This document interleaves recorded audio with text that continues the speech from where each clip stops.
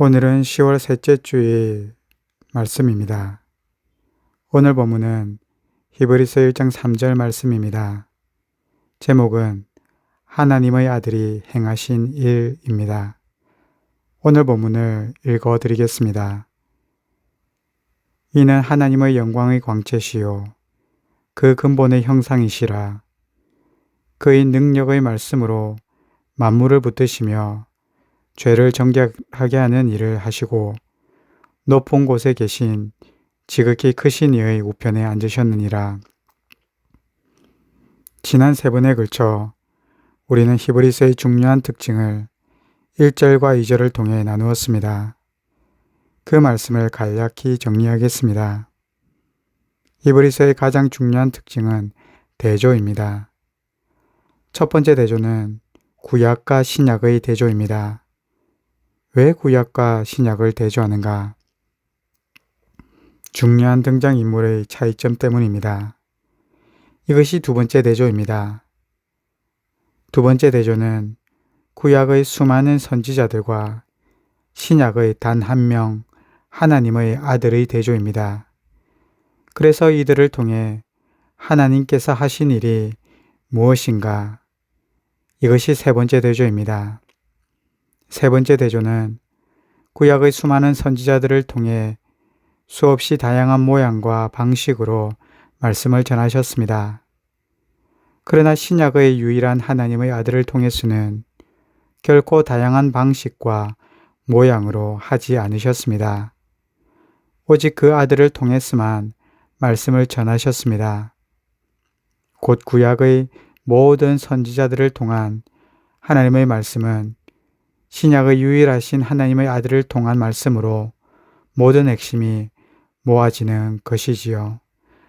따라서 우리는 하나님의 아들에게로 우리의 시선을 모아야 합니다. 그렇다면 과연 하나님의 아들은 어떤 분일까요? 단순히 하나님이 계시고 하나님께는 한 아들이 있다는 의미일까요? 여기에서 하나님의 아들의 두 가지 특징이 나타납니다. 하나님의 아들은 만유의 상속자입니다.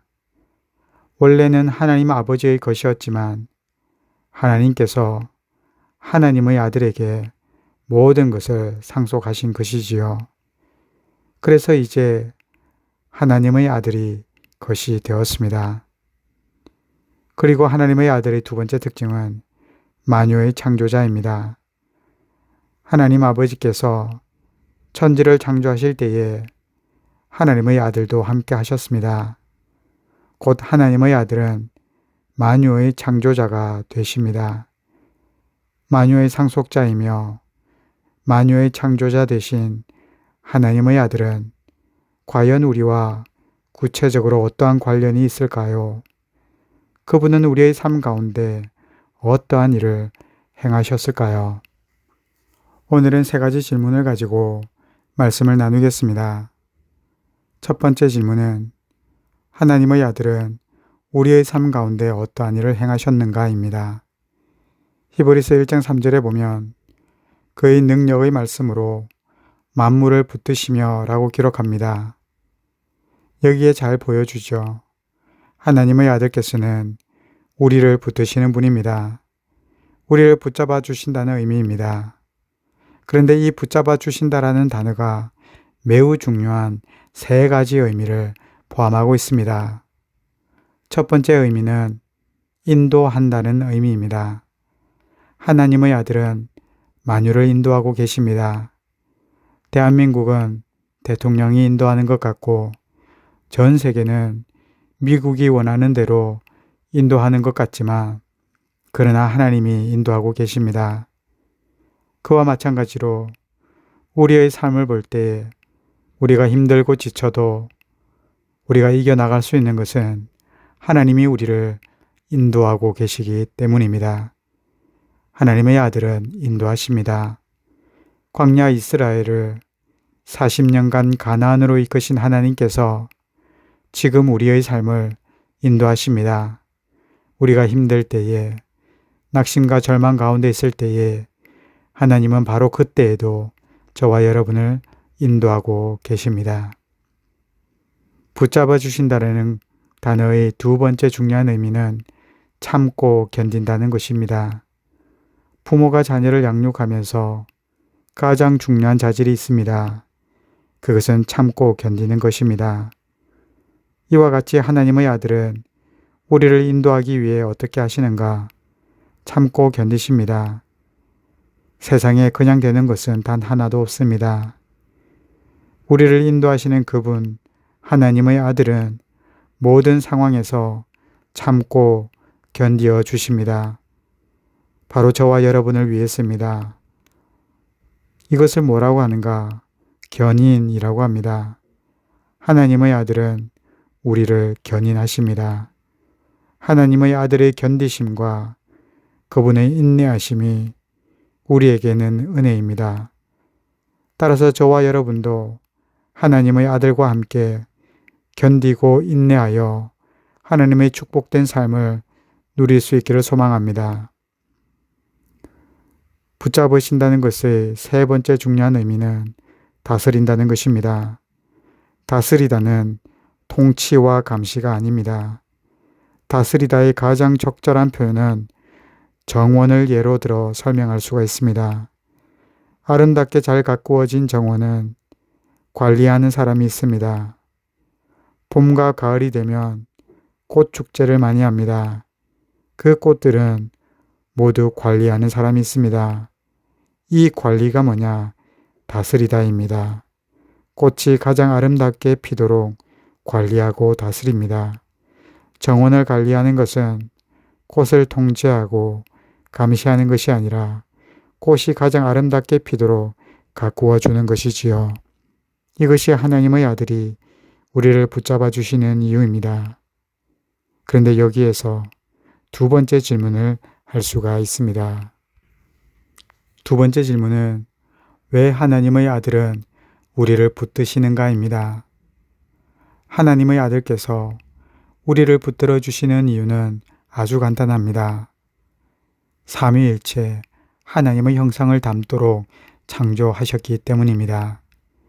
창세기 1장 27절에 보면 하나님이 자기 형상, 곧 하나님의 형상대로 사람을 창조하시되 남자와 여자를 창조하시고, 하나님께서 우리를 창조하실 때에 하나님은 우리가 하나님의 형상을 담도록 창조하셨습니다. 하나님의 형상을 닮은 존재가 될 때에 가장 이상적이며 아름다운 모습이 되고 아름답고 축복된 세상이 될 것입니다. 그래서 하나님의 아들은 우리가 하나님의 형상을 담도록 창조하신 것이지요. 그런데 여기에 문제가 생겼습니다. 이사야 59장 2절에 보면 오직 너희 죄악이 너희와 너희 하나님 사이를 갈라놓았고 너희 죄가 그의 얼굴을 가리어서 너희에게서 듣지 않으시게 함이니라.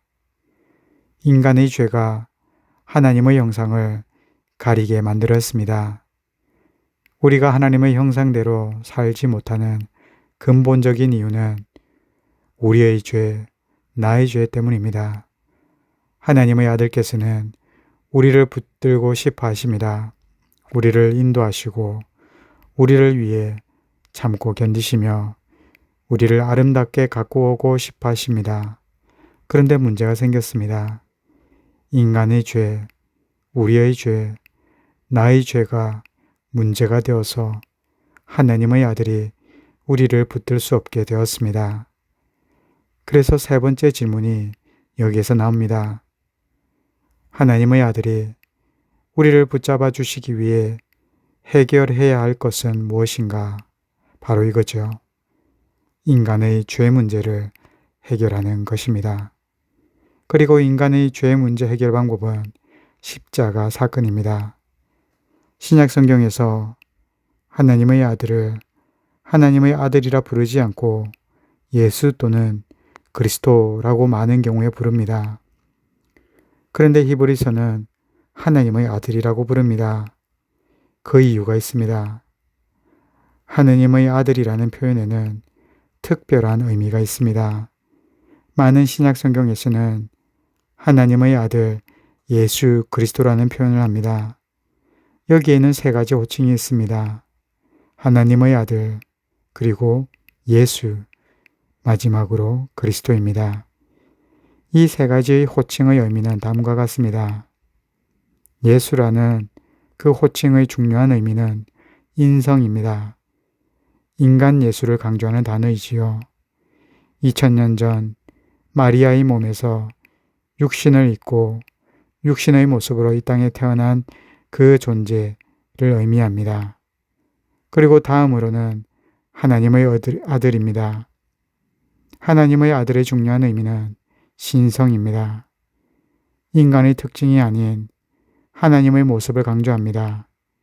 그래서 2절에서는 하나님의 아들의 특징인 신성을 강조하기 때문에 만유의 창조자, 만유의 상속자라는 표현을 이어서 말합니다.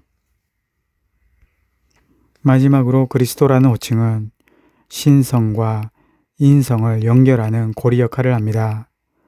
하나님의 아들께서 인간의 모습으로 이 땅에 오신 모습을 보여주고 있습니다. 그렇다면 신성을 가지신 하나님의 아들은 왜 인간의 모습으로 이 땅에 오셨을까입니다. 이 땅에 오셔서 무엇을 하셨는가? 그것이 히브리서 1장 3절에 있습니다. 죄를 정결하게 하는 일을 하시고, 하나님의 아들이 이 땅에 오신 이유는 죄를 정결하게 하기 위해서입니다. 하나님의 아들이 우리를 붙드시기 위해 하셔야 하는 중요한 선결 과제는 우리의 죄를 정결하게 하는 것이지요. 우리의 죄가 정결하게 되어야 하나님의 아들이 우리를 인도하시고, 하나님의 아들이 우리를 견인하시며 우리를 가장 아름다운 모습으로 우리를 갖고 가실 수 있는 것입니다. 곧 하나님의 아들의 선결 과제는 십자가 사건이지요. 십자가를 통해 우리를 살리려고 오셨습니다. 오늘 말씀을 마무리하겠습니다. 하나님의 아들은 만유의 주인이시며 우리의 창조주가 되십니다. 그리고 그분은 우리를 고난과 역경 가운데 붙잡아 인도하시며 그렇게 인도하시기를 원하십니다.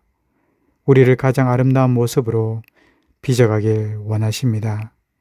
그런데 여기에 문제가 있었습니다. 우리의 죄의 문제입니다. 우리의 죄 문제는 하나님께로 가는 가장 결정적인 그 방해물이 되어집니다. 그래서 하나님의 아들이 이 땅에 오신 것이지요. 하나님의 아들이 이 땅에 오셔서 하신 가장 위대하신 일은 바로 십자가입니다. 우리 모두 십자가를 통해 하나님과 하나님의 아들 곁으로 나아갈 수 있기를 소망합니다. 기도하겠습니다. 하나님 아버지, 우리는 죄인입니다. 우리가 얼마나 죄가 가득한지 우리 자신을 생각해 봅니다. 죄 가운데 있으면서도 우리는 아름다운 모습으로 빚어지길 원하고, 죄 가운데 있으면서 우리는 축복되며 행복되길 원했습니다. 그러나 그것이 아님을 알게 됩니다. 나의 죄가 십자가 아래에서 해결받을 때 축복된 길이 펼쳐지며 하나님 안에서, 하나님의 아들 안에서 아름답게 빚어진다는 것을 알게 되었습니다. 이제부터 매일매일 십자가 아래에서 우리의 죄를 아뢰며 사함을 받고 하나님의 아들의 붙드심을 입도록 도와주옵소서. 예수님의 이름으로 기도합니다. 아멘.